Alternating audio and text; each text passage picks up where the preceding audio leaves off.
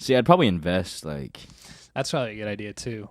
See, 15 mil. I'd invest like 15 million, keep 10, and then with that 10, I'd make sure my family is straight. I'd make sure and family means like my whole circle is straight. And then I would save the rest. yeah. You don't like giving to And the maybe poor? buy a crib in cash. You don't My like own giving crib. to the poor? Oh shoot. Well,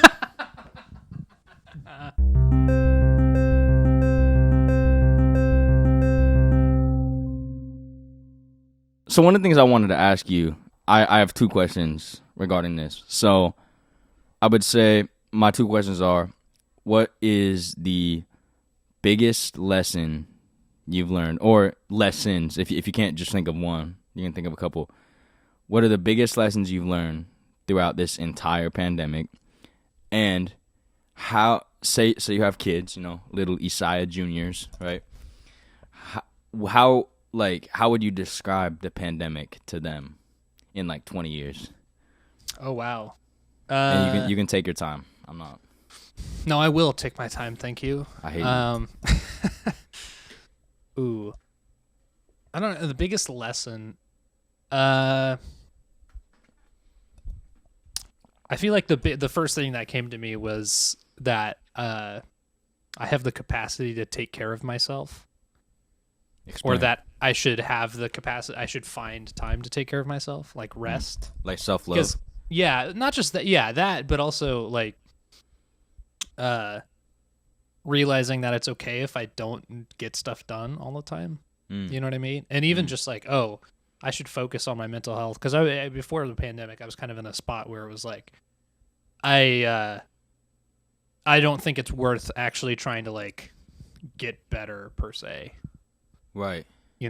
Right. and so it kind of became like a big self-pity thing. Right. And I feel like we were all kind of forced to put ourselves under a microscope when everything Right. hit, because all the busyness, all the distractions, were all stripped away. All the unnecessary shit was stripped away, and Yeah. you had to like It's just yourself. sit with yourself, right? And you couldn't see people either, so it's I like think it's you were your own. You were your only friend. yeah. In a way.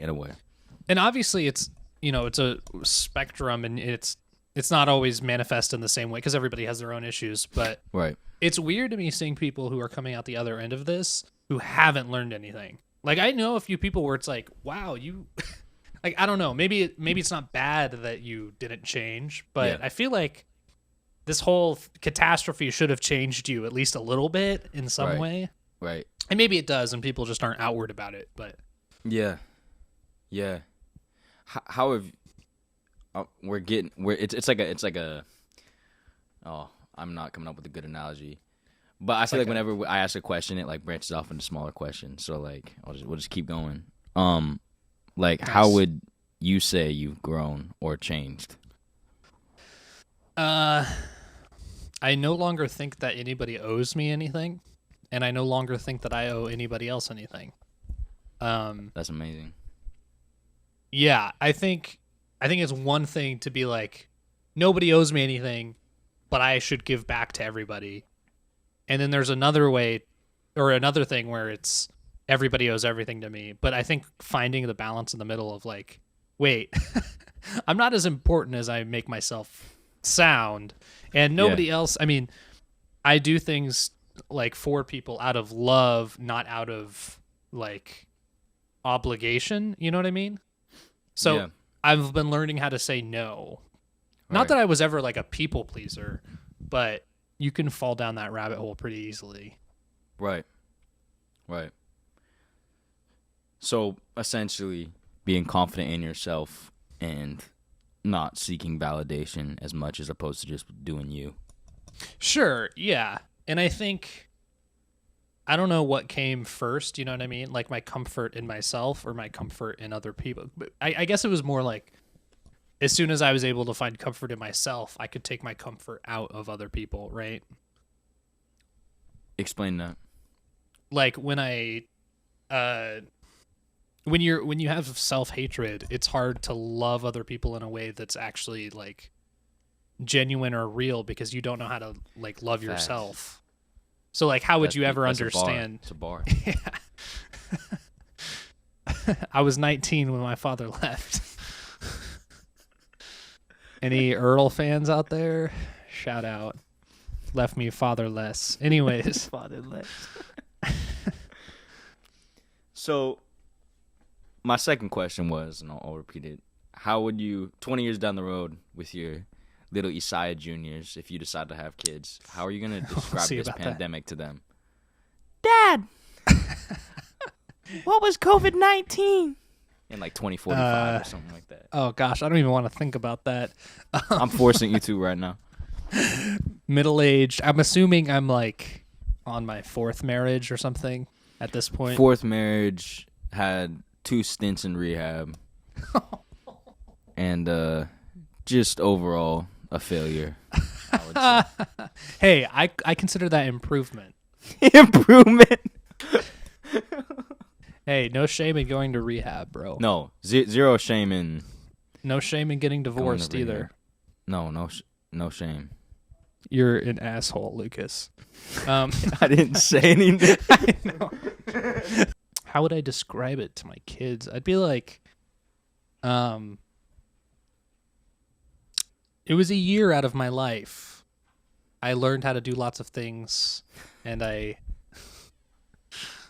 don't know. I don't even know how I would describe it. I'd just be like, well, everybody had to wear masks, which I'm assuming I'll probably still do just out of habit, like for a while, I feel like. But I don't know. I guess the truth is we're going to have more years without the pandemic than with, which is weird. Yes. Like, I think it's going to get to the point where it's so distant in our memories that it's like, oh yeah, I forgot about that. I used to wear masks. See, I was thinking of the scenario the other day where, like, it's 2025 and I'm taking a trip somewhere and I pull an old suitcase out of a closet and it like has a mask sitting at the bottom. And Oh yeah, something like that. Throwback moment. Yeah, See, or like, you made it sound like really tame. no, I know I did. I see, because I don't even know if You're not trying to scare your kids. right, because That's a good father. obviously it's a very traumatic thing, but I don't feel like it's. I don't know. Maybe it's not as like impactful in my whole life as I think it might be, because we're Right. in the middle of it right now. But like Yeah. when I'm 80, am I going to be like constantly thinking about this? Probably not. Probably not. I'll probably be Because thinking we about all already the have other COVID awful 25, things. Yeah. COVID 36, COVID 42. Right. Exactly. And World War 10. Oh. I'm pretty sure you can't get any worse than World War 3. Because that's nuclear holocaust right there. Oh, that's pretty bad. That's some dangerous stuff. Hey, I mean, so long as Vladimir Putin is reigning supreme over Russia. He just signed that law that lets him, like, That be president law. for 2 more 6-year terms. If you can call that a law. law. No, it's not a law. He's passed the same law like 40 years in a row. I mean, basically what it's doing is it's making him, I think president is the right term. We should say, like, supreme chancellor, because it makes him Emperor. supreme chancellor. Yeah. Makes him supreme chancellor basically until he dies. That's ridiculous. Oh my gosh. Yeah, I mean, I'm surprised he didn't try to do that sooner, though. Yeah. Like, of course, now Right. he's like, oh, Maybe I should have passed this. maybe I should pass law. I am declining in health. Hey, maybe that is a sign that he's just, like, he has cancer, bone cancer or something. Right. Maybe it's a sign he's, like, mentally ill. Oh, wait. Oh. Oh, wait a second. That dude is insane. That's definitely a sign. I feel bad for all the Russians out there. Shout out the Russians. Shout out my Russians. I mean, seriously, that's like a pretty, like, it's a pretty bad situation, It is. to say the least. I mean, it's the equivalent of, like, No, it's dictatorship. yeah, it's the equivalent I'm of, not sure I'm like, going to post Donald this. I don't know Trump. if we can get, like, targeted or whatever. You know what'd be funny is if you just bleeped out this whole section but still left it in. Right. We're gonna have like the KGB at the door. Mr. Filbren. Mr. Filbren. Mr. In Mr. Edmonds. Parship. They sent Russian hitmen out to Yeah. Edmonds. See, we're laughing now, but this could very well be the last episode of Avenue. It's like how Kim Jong-un was like, I'm going to bomb all the theaters that show that Seth Rogen and James interview? Frank. Yeah. It's like, what? Seriously? Which Really? I think, actually, not I think, I know it made people want to watch it more. Exactly. Because there was like stigma Because or it- hype yeah. around it. That's gotta be scary. Imagine being like the director or the, producer or whatever of that movie, and then hearing that your body of work might cause like A nuclear war. mass destruction. I wonder how much of that on was home actually soil. legit, though. Yeah, I've only made it through like 20 minutes of that movie. No, I don't mean the movie. I know the movie's not true. I meant like, Oh. I wonder. Well, I know. We must be talking about two different things right now. No, I meant like, I wonder how much of that story about Kim Jong-un freaking out about it is true. Oh yeah, that too. In your opinion, what do you believe a healthy relationship should look like? Oh man. Well, I can only answer for me personally. Yeah, 'Cause- in your opinion. This is it's much less of my, well, I guess it is an opinion, but since different people have different situations, I'm not saying that you should apply this to your situation. Right. Because it may not work like that. Yeah, disclaimer, this is all communication. Eesaia's thoughts and ideas. Yeah. Communication, that's the biggest thing. Communication. And you'll be able to solve so many issues if you communicate with people, Right. just in general. And being able to hold it on a topic of communication, being able to hold a conversation is big for me. Oh, because for sure. You would not believe. Actually, you would believe because you've experienced it. How many people can't hold a basic conversation And we're talking like basic, like over very social like, media and in person? Just like Right. Yeah, like the bare minimum is talk about something other than like movies, right? yeah, Or like music, yeah. which is basically what Avenue is. It's just us talking about that stuff. No, we talk more deeply than that. Do we? Do we though? I guess we don't get to determine that. Yeah, that's true. We don't get to determine that. Yeah, let me spin the question on you. So conversation, obviously. Well, what's the first thing in a conversation that you're like, oh, I can't keep having this conversation? Like something someone says where you're like, oh, this ain't it.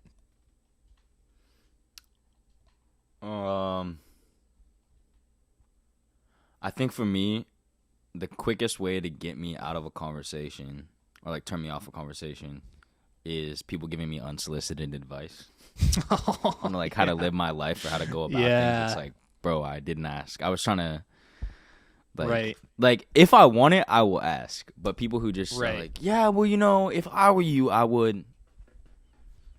Okay. Yeah. So I would say that's one thing.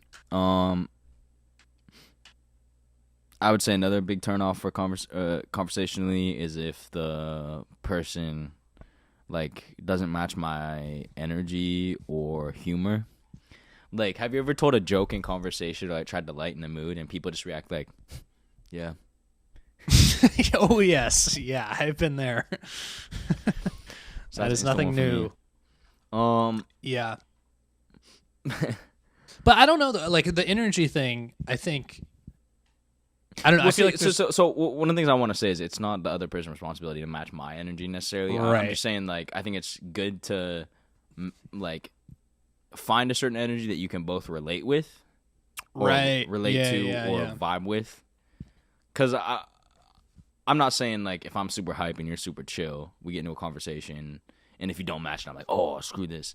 It's more just like sometimes you'll talk to some people and they'll seem completely disinterested. It's like, bro, I'm asking questions and you're answering with like 3-word answers. Right. At least like give even as much as even you're in person receiving, again. right? Like this applies to social media and in person. It just turns me off immediately. Right. I would say those are the 2 biggest ones for me. What about you? Honestly, I think the first thing is humor. Like if someone like tells a joke or like finds something fun, and this is so pretentious, but finds something funny that I like, maybe like you and me have roasted before, like that kind of thing. Yeah. That people find funny unironically, and I'm like, oh, how do I like not act like I'm like thinking that I'm What is a sentence that sticks out to you that has been said to you unironically that you were like, I can't believe that just came out of your mouth? Ooh, that's a good question. Trying to think, because I know there is one. I think someone saying that they really liked 21 Pilots. That and like Imagine Dragons. Like people who were like, yeah, this is like my favorite band. Like something like that. Yeah, if you're past your freshman year and you still mess with those bands in high school, if you're beyond the age of a high school freshman, I would check yourself. That and like Macklemore, I think. People.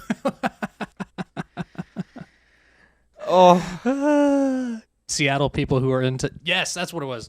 That's actually so funny.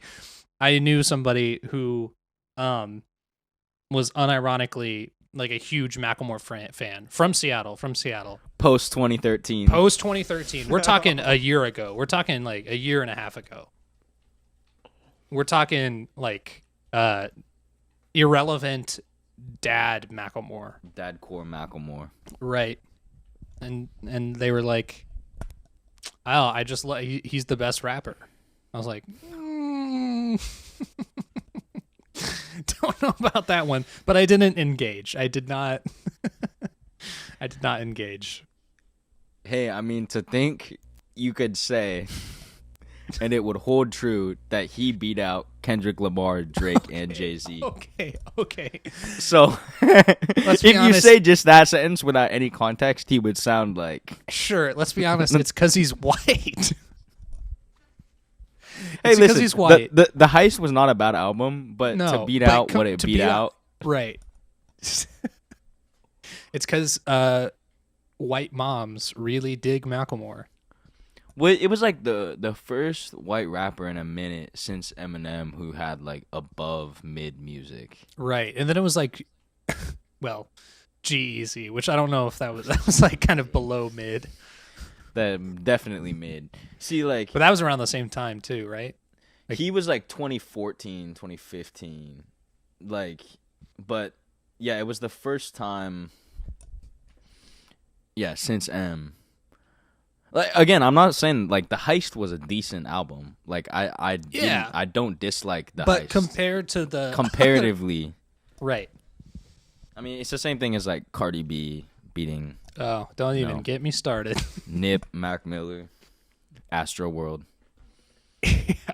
Like, I mean, if anything, just like lose to a dead guy, right, or two dead guys, like.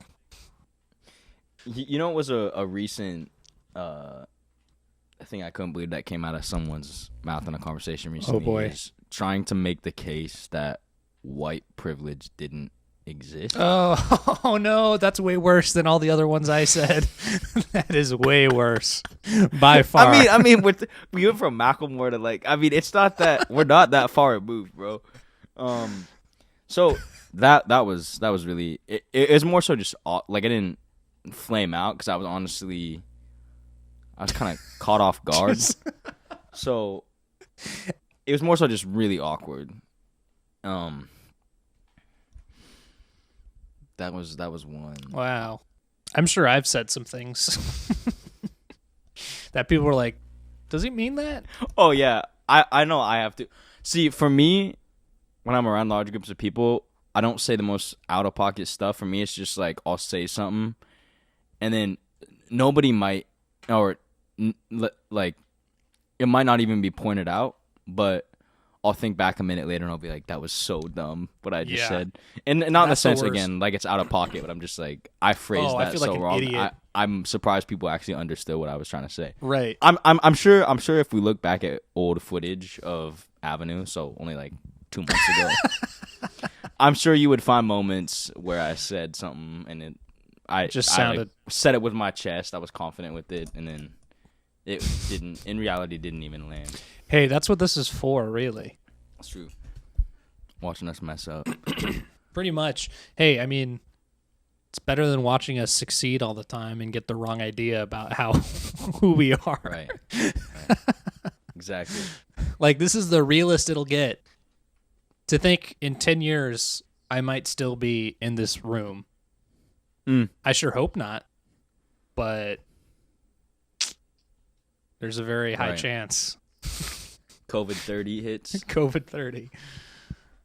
There was supposed to be a time where a mutual acquaintance of ours was trying to pitch a business idea, but it was very clearly just a pyramid scheme. Was this in our high school days? Yes, it was in high school. We were like, I'm pretty sure that's just a Yep. pyramid Okay. scheme. I remember. I can't even remember the specifics, but it was like the textbook definition. Yeah. Yes.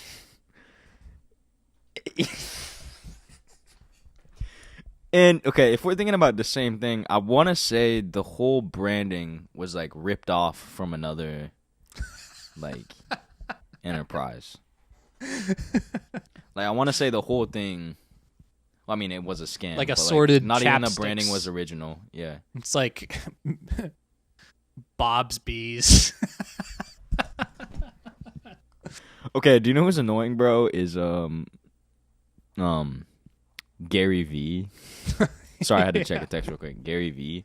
Like there's a viral video of him right now going around where it's he's like a dude asked him a simple question of like,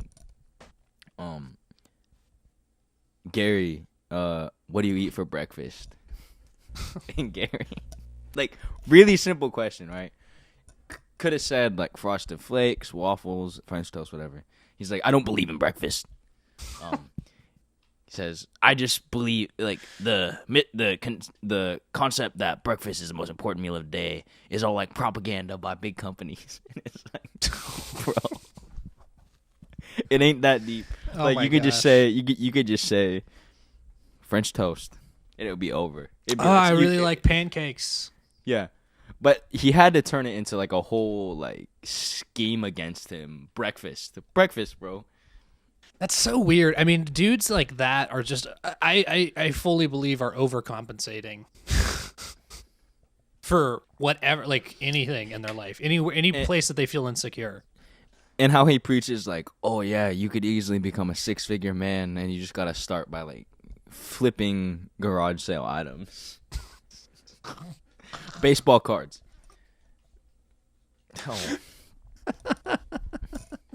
Well, not even that, but also like it's just the idea that the way that it worked for him would work for everybody Yeah. is completely ridiculous. And then he's also a firm believer in like you just got to like go all the time, like whoa, Right. like don't stop. It's like, Yeah. okay, maybe if you really want to get to that like He horrible has some really good points on like not feeling like you need to succeed at such a young age. yeah. But I would say aside from that, bro, he's just too turned all the time. Like it's like we can chill out a little bit. Like not everything is a scheme. Not everyone is out to attack you or tear you down or Right. criticize your success. And just because something is done differently doesn't mean that it's the wrong way or like weak, you know? Right. Because no one's path is the same. Right.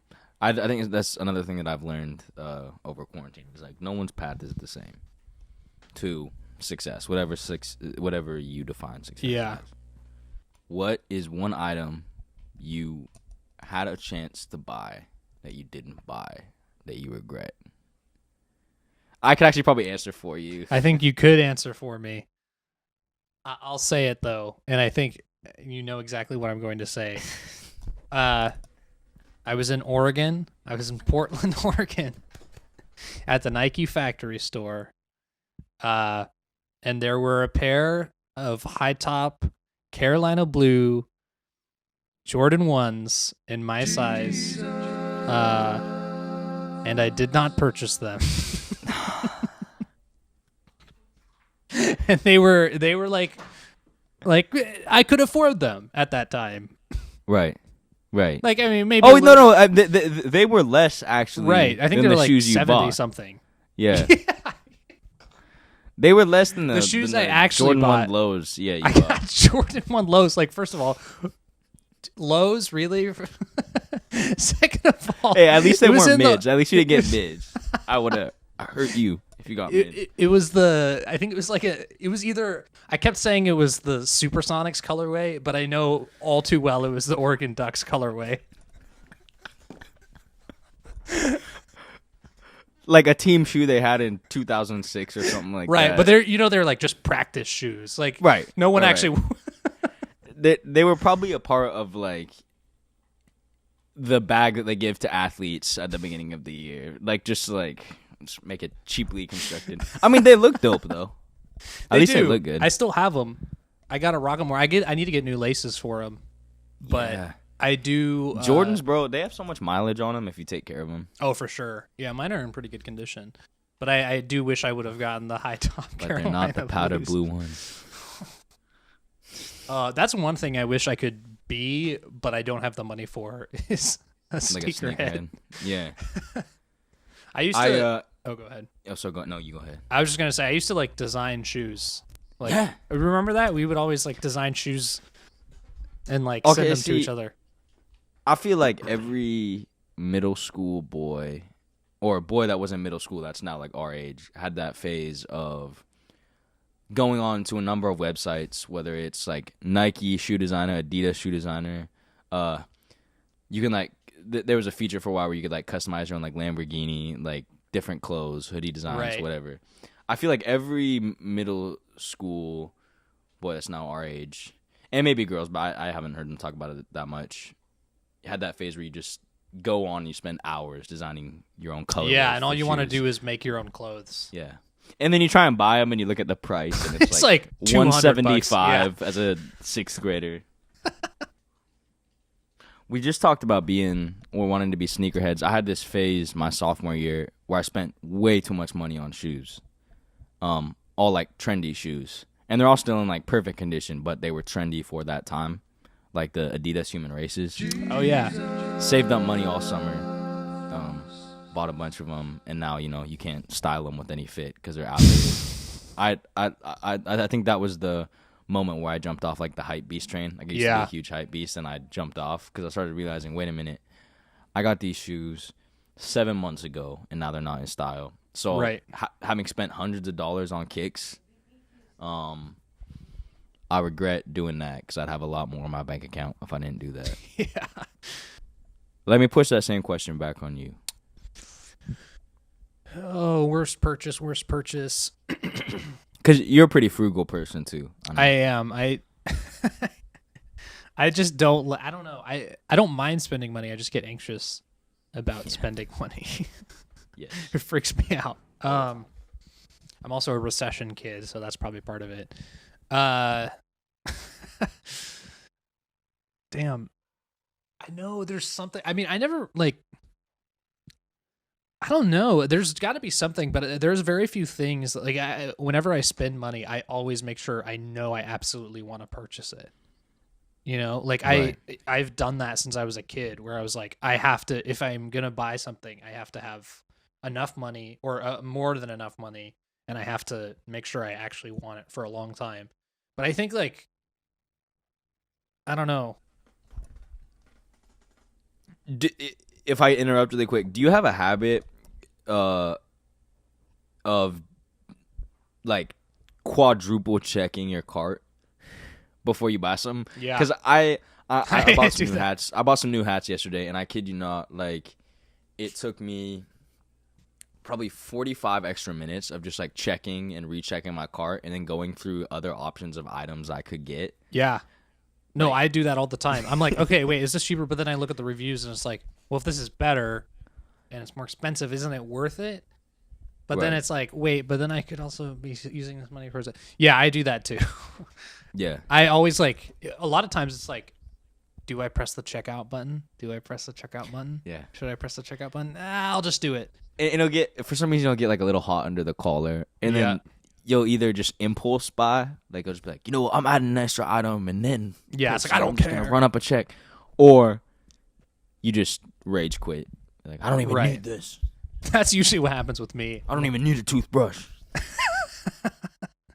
No, what happens with me is, I mean, I've probably spent more money this year on stuff that I've like always wanted to get, but Yeah. never got a chance to because I was scared. And it's just because I was able to financially.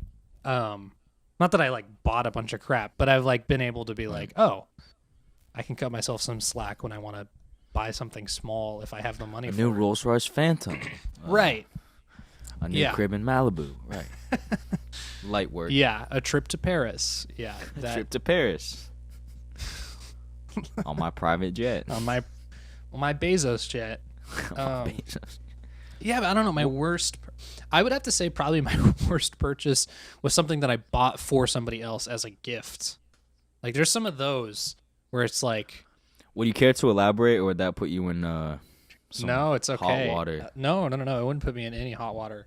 I just think of specifically like gifts for your ex-girlfriend. Like, of course, at the moment you don't realize that it's like gonna end. So you're like, oh yeah, I'll get you a nice gift. I spent like, I think it was like $300 on a necklace. Oh, my boy. Fuck. I mean, I hope it's still being worn. Like, I hope Probably now not. it's. Sorry, bro. I had to shoot you straight. Probably not.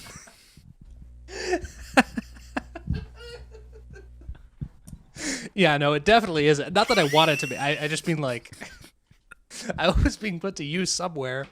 Bro, that's $300 you could have spent on. Hey, I was in high school. You were in high school. We've all made dumb purchases in high school, I feel like. Right. Oh, This is such a random question, but have you ever met anyone who like 25% of their personality was that they love wearing onesies? no. What? You know people like that? Well, you do too. I do. Um, I just didn't know that they like that. We used to go to, yeah. Used to be in Oh. the same circles as us, but there were definitely people who, it's like, I wear a onesie. Really? Cool, bro. Really? Yes, bro. Really? Now I need to. You can text Talking me about, later like, about who. onesie collections and like how many onesies Collections. you have. Yeah. Wow, that's creepy. Yeah. It was always the most like stanky people too. Like just like musty, kind of greasy scalp type vibes. Right. Ain't nothing wrong with a greasy scalp, but like you need to know how to take care of it. I think there's something wrong with a greasy scalp. How greasy? Listen, Just I like like greasy to in keep. general. I like to keep my scalp not greasy. Same. Okay. Oh, I'm a So- big I think a greasy scalp shampoo can be okay. consistently. Right. Right. Shampoo, conditioner. You know. Oh, bro, have you ever met people who have like really greasy scalps and they're the same people that preach like dry shampoo? It's like, bro, just stick that shit under some water, please. Again, that's very specific, and I don't really know. Well, it would be the same type of people who onesies are 25%. Really, I should It's just just start the same- calling people. Dude, dry shampoo. Ugh, that grosses me out. Ugh. I've used it once, and I was like, this isn't right. It feels Yeah. like it's the equivalent of like dried food. Like when you pour water into the food, like a camping food, or like military rations. Moon food. And it will never match what real food is like. Right. So if you apply that to a hair sense, like you're just gonna have a greasy little mop. Yeah. But just kind of like clumps of dried shampoo, like the foamy, like just stuck in there. You didn't really squeeze it in we've there. only met people who have abused dry shampoo. Hey, Because I'm sure some of our listeners use dry shampoo and that's the okay. right way, but we have only met or are aware of people who use dry shampoo in the wrong ways. No, I do believe that it exists for an actual like hairstyling purpose, right? I don't think it's actually specifically for washing your hair though. Like I think Two it's straight for dudes trying to like talk about hair, bro. hey, I care about my hair. Hey, I So- care about my hair too. I just don't know. I know what a fade is. I know what a lineup is. Emphasis on straight, dude. Emphasis on straight. Dry shampoo. I know what a French crop is. See, again, that's about it. Dry shampoo definition. A shampoo in powder form used without the addition of water. Okay. Oh, dry shampoo is a type of shampoo which reduces hair greasiness without the need for water. This is why we should not talk about well, okay. Dry shampoo So- is often based on cornstarch. Okay, so maybe those people use dry shampoo because they have greasy scalps. It's not the other way around. They're not using the dry shampoo. They're not getting greasy scalps because of the dry shampoo. Man, I'm probably sounding so stupid. Like, more stupid than usual. Eh, Hey, you're about as stupid as normal today. y'all are witnessing me growing on this podcast. Yeah, just like your hair follicles. Just like my hair follicles, which don't use dry shampoo. It's true.